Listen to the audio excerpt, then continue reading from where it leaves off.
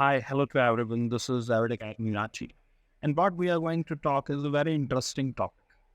आपने ये बहुत बार ये वेस्टर्न नेशन को सुना होगा ये कहते हुए कि जम्मू एंड कश्मीर अगर आपके साथ नहीं रहना चाहता है तो क्यों नहीं आप रेफरेंडम करा के उसे छोड़ देते हैं। अगर नॉर्थ ईस्ट में आपका प्रॉब्लम है तो why you are keeping north east intact with India. Why don't you leave that portion, क्योंकि वहाँ के लोग ये चाहते हैं।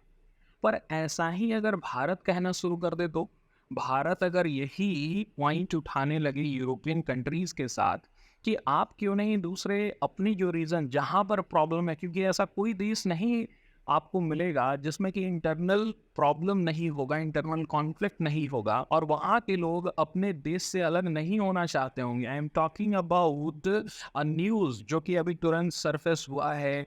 ऑकने एक आर्किपेलागो है स्कॉटलैंड के ऊपर, यूनाइटेड किंगडम का ये पार्ट है, 70 आइलैंड का समूह है जिसके काउंसिल ने बैठक करके ये डिसाइड कर रहे हैं, they are mulling over a very important point कि क्या उन्हें नॉर्वे का हिस्सा होना चाहिए और यूके से उन्हें अलग हो जाना चाहिए। अब पॉइंट आपको समझना पड़ेगा इंडिया के पर्सपेक्टिव से कि बहुत बार यूके में खालिस्तानी रहते हैं और ये डिमांड करते हैं कि आप क्या करें, पंजाब को अलग करें, खालिस्तान नाम का एक देश बनाएं। और यूके क्या करता है, ऐसे लोगों को हार्बर करता है। तो मेरा पॉइंट ये उठता है कि क्या जब ऑकने जैसे रीजन अपने इंडिपेंडेंस का या फिर इस देश के समूह को छोड़ करके नॉर्वे के साथ मिलना चाह रहे हैं, तो इसमें क्या इंडिया को भी हस्तक्षेप करना चाहिए? क्या इंडिया को भी बोलना चाहिए कि नहीं, ऑफ कोर्स इस तरह के जो इंडिपेंडेंस यूरोप में उभर के आ रहे हैं, क्योंकि ये एक देश का प्रॉब्लम नहीं है। आई एम टॉकिंग अबाउट स्पेन का एक रीजन है कैटलोनिया। कैटलोनिया हमेशा से ये कहते हुए आ रहा है कि उसे स्पेन से अलग होना है, क्योंकि वो बर्डन बहुत ज़्यादा लिए हुए है पूरा स्पेन का 20% ऑफ द जीडीपी जो है ना, वो एक कैटलोनिया नाम के एक पोर्शन से फुलफिल होता है।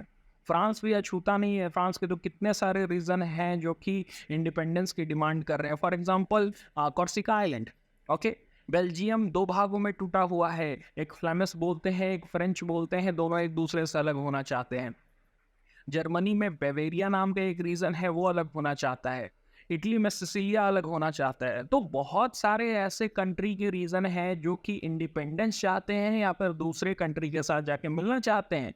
आई am talking about Orkney island right now, क्योंकि अभी वो न्यूज़ में है, यूके का हिस्सा है लेकिन वो नॉर्वे के साथ जाकर जुड़ना चाहता है। उसके पीछे बहुत सारे कारण दिए जा रहे हैं कि इतने साल से स्कॉटिश गवर्नमेंट और यूके गवर्नमेंट ने इकोनॉमिक डेवलपमेंट नहीं किया है इस आइलैंड्स के ऊपर, एज वेल एज उनका जो रिलेशन है, उनकी जो हिस्ट्री है, उनका जो कल्चर है, वो ज़्यादा नॉर्वे से मिलता है ना कि यूके से मिलता है। ये सारे पॉइंट्स के ऊपर वो यूके को छोड़ करके नॉर्वे का हिस्सा बनना चाहता है। लेकिन भारत कभी भी ये सारे मुद्दे में इंटरफेयर नहीं करता है, चाहे वो कोई भी रीजन का हो। भारत सिंपली ये कहता है it is the internal matter of that country, वही कंट्री समझे, हमें कुछ भी उसमें इंटरफेयर करने की ज़रूरत नहीं है। बट वेस्टर्न नेशन ऐसा नहीं समझते हैं। वेस्टर्न नेशन समझते हैं कि जो आपका प्रॉब्लम है वो मेरा प्रॉब्लम है, मुझे उस फटे में टांग लड़ाना बहुत ज़रूरी है, और इसीलिए जम्मू एंड कश्मीर का मुद्दा हो, नॉर्थ ईस्ट का मुद्दा हो, ये बीच में ज़रूर घुसते हैं। अब समय आ गया है कि भारत को भी ऐसे मुद्दे में घुसना ज़रूरी है और वो घुसे और इन्हें बताएं कि what is the problem, what is the internal problem in your country. उन्हें बिल्कुल पसंद नहीं आएगा, आई मस्ट टेल।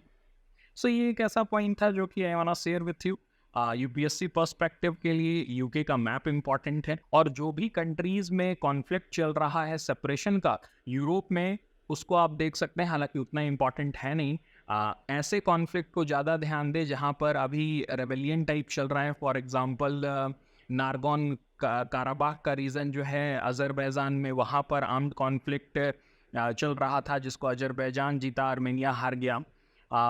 फिर उसके बाद फिर साइप्रस का मुद्दा है। ओके, सो ये सारे कुछ मुद्दे हैं जहाँ पर कभी ना कभी क्लासेस देखने को मिलता है। यूएन सिक्योरिटी फोर्स वहाँ पर काम कर रहे हैं, वो आपके लिए ज़्यादा इंपॉर्टेंट हो जाता है।